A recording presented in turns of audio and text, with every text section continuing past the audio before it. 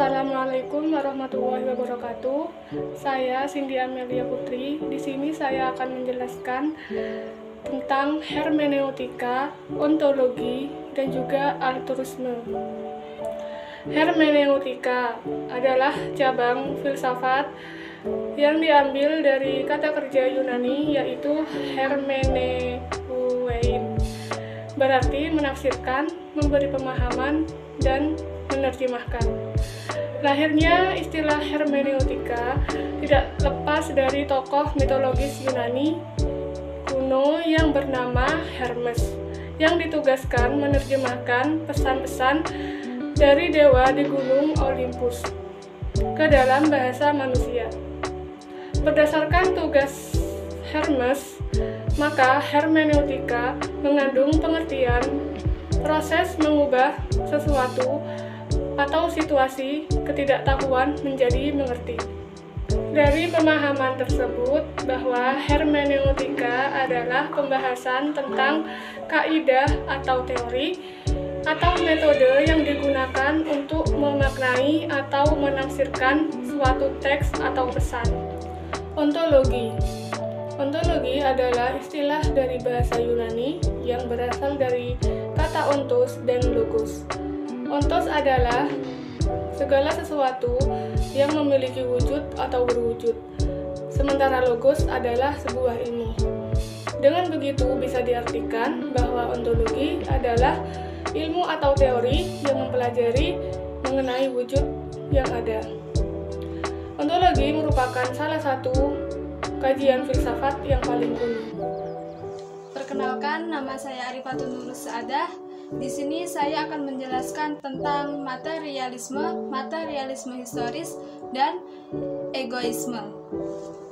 Materialisme adalah paham dalam filsafat yang menyatakan bahwa hal yang dapat dikatakan benar-benar ada. Materi adalah satu-satunya substansi. Sebagai teori, materialisme termasuk paham ontologi monistik. Akan tetapi, materialisme berbeda dengan teori ontologis yang didasarkan pada dualisme atau pluralisme. Definisi materialisme terdiri dari kata materi dan isme. Materi dapat difahami sebagai bahan, benda, dan segala sesuatu yang tampak. Materialisme adalah pandangan hidup yang mencari dasar segala sesuatu yang termasuk kehidupan manusia di dalam alam kebendaan semata, dengan mengesampingkan segala sesuatu yang mengatasi alam indera. Sementara itu, orang-orang yang hidupnya berorientasi kepada materi disebut sebagai materialis. Ciri-ciri paham materialisme. Ada 6 dasar ideologi yang dijadikan dasar keyakinan paham ini. Yang pertama, segala yang ada berasal dari satu sumber, yaitu materi. Yang kedua, tidak meyakini adanya alam gaib. Yang ketiga, menjadikan panca indera sebagai satu-satu alat mencapai ilmu. Yang keempat, memposisikan ilmu sebagai pengganti agama dalam peletakan hukum. Dan yang terakhir, menjadikan kecondongan dan tabiat manusia sebagai akhlak. Selanjutnya yaitu materialisme historis. Materialisme historis adalah pandangan sejarah dialektik dalam proses kerja dan laju perkembangan ekonomi yang dikembangkan oleh Karl Marx dan Friedrich Engels. Dalam pandangan ini, bukan kesadaran manusia yang menentukan keadaan mereka, tetapi keadaan sosial mereka yang menentukan kesadaran mereka.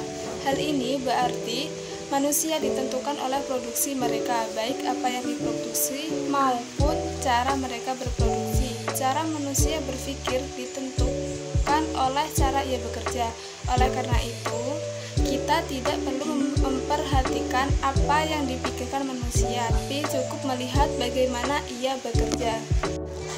Marx membagi lingkup kehidupan manusia dalam 2 bagian, yaitu dasar nyata atau basis dan bangunan atas. Dasar nyata atau basis adalah bidang produksi kehidupan material. Basis ditentukan oleh 2 faktor, yakni tenaga-tenaga produktif dan hubungan-hubungan produksi. Yang Yang kedua, bangunan atas. Bangunan atas adalah proses kehidupan sosial, politik, dan spiritual. Bangunan atas terdiri dari dua hal, yaitu tatanan institusional dan tatanan kesadaran kolektif atau bangunan atas ideologis. Assalamualaikum warahmatullahi wabarakatuh. Perkenalkan, nama saya Dafar Dabili Halibullah dari kelas C3, tugas filsafat kelompok 2, dan saya akan menerangkan idealisme dan dualisme. Jenis-jenis idealisme terbagi menjadi tiga. Pertama, idealisme subjektif, dan idealisme subjektif, dan idealisme personal. Apa itu idealisme subjektif? Idealisme subjektif adalah filsafat yang berpandangan idealis dan bertitik tolak pada manusia atau ide sendiri. Alam dan masyarakat ini tercipta dari ide manusia. Segala sesuatu yang timbul dan terjadi di alam atau di masyarakat adalah hasil atau karena ciptaan ide manusia. Atau dengan kata lain, alam dan masyarakat hanyalah sebuah ide atau pikiran dari dirinya sendiri atau ide manusia. Salah satu tokoh terkenal dari aliran ini adalah seorang dari Inggris yang bernama George Berkeley. Menurut Berkeley tersebut segala sesuatu yang tertangkap oleh sensasi atau perasaan kita itu bukanlah materi yang real dan ada secara objektif.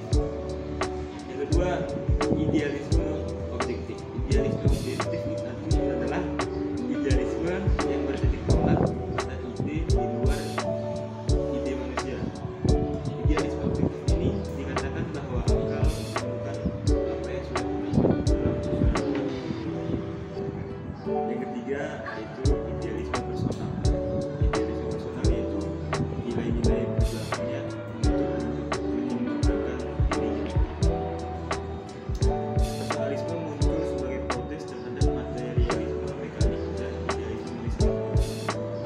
Bagi seorang personalis, realitas dasar itu bukanlah pemikiran yang abstrak atau proses pemikiran yang khusus, akan tetapi seorang suatu jiwa atau seorang pemikir.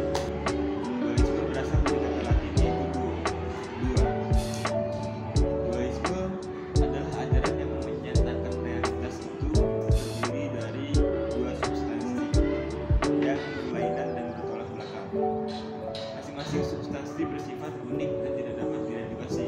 Misalnya substansi adi kodrati dengan kodrati, Tuhan dengan alam semesta, roh dengan materi, jiwa dengan badan, dan lain-lain. Ada pula yang mengatakan bahwa dualisme adalah ajaran yang menggabungkan antara idealisme dan materialisme. Assalamualaikum warahmatullahi wabarakatuh. Perkenalkan, nama saya Abdul Nasrullah yang akan menerangkan pluralisme dan aksiologi. Pluralisme menurut Kamus Besar Bahasa Indonesia adalah keadaan masyarakat yang majemuk bersangkutan dengan sistem sosial dan politik. Secara luas, pluralisme merupakan pemahaman yang menghargai adanya perbedaan dalam satu masyarakat dan memperbolehkan kelompok yang berbeda tersebut untuk tetap menjaga keunikan kebudayaan masing-masing. Dan pembahasan yang kedua, aksiologi menurut Kamus Besar Bahasa Indonesia atau KBBI, terdapat definisi aksiologi secara mendasar. Dijelaskan bahwa aksiologi adalah kegunaan ilmu pengetahuan bagi kehidupan manusia, kajian tentang nilai-nilai khususnya etika. Dengan demikian, aksiologi adalah salah satu cabang filsafat yang mempelajari tentang nilai-nilai atau norma-norma terhadap suatu ilmu. Mengenai nilai itu sendiri dapat dijumpai dalam kehidupan sehari-hari, seperti kata-kata adil dan tidak adil, jujur dan curang, benar dan salah, baik dan tidak baik. Saya Muhammad Fidan Akmal akan menyampaikan tentang materi etika dan sistem-sistemnya. Untuk banyak istilah yang berkaitan dengan konteks ilmiah, istilah etika juga berasal dari bahasa Yunani kuno. Kata Yunani ethos dalam bentuk tunggal memiliki banyak arti, kehidupan biasa, memandang rumput, istal, kebiasaan, adat istiadat, moralitas, watak, perasaan, sikap, dan cara berpikir. Jamak taeta berarti adat, dan makna terlahir inilah yang melatar belakangi terbentuknya istilah etika yang digunakan oleh filsuf besar Yunani Aristoteles tahun 384 sampai 322 silam Masehi. Untuk menggambarkan filsafat moral secara terminologi, etika merupakan cabang filsafat yang berbicara tentang sikap atau tingkah laku manusia. Etika dapat dibagi menjadi etika deskriptif dan etika normatif. Etika deskriptif memberikan penilaian, tak memilih yang sama, yang mana yang buruk, tak mengerjakan bagaimana seharusnya berbuat. Adapun etika normatif memberikan penilaian tentang apa yang baik dan buruk, apa yang harus dilakukan, dan apa yang tak boleh dilakukan. Etika normatif dibagi menjadi etika umum dan etika khusus.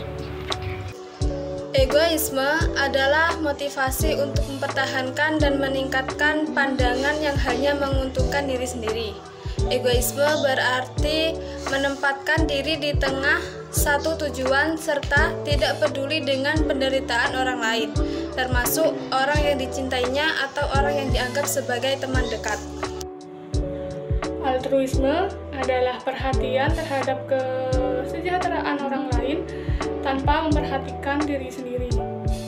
Perilaku ini merupakan kebajikan yang ada dalam banyak budaya dan agama. Beberapa orang dapat merasakan altruisme sebagai kewajiban, sementara yang lainnya tidak.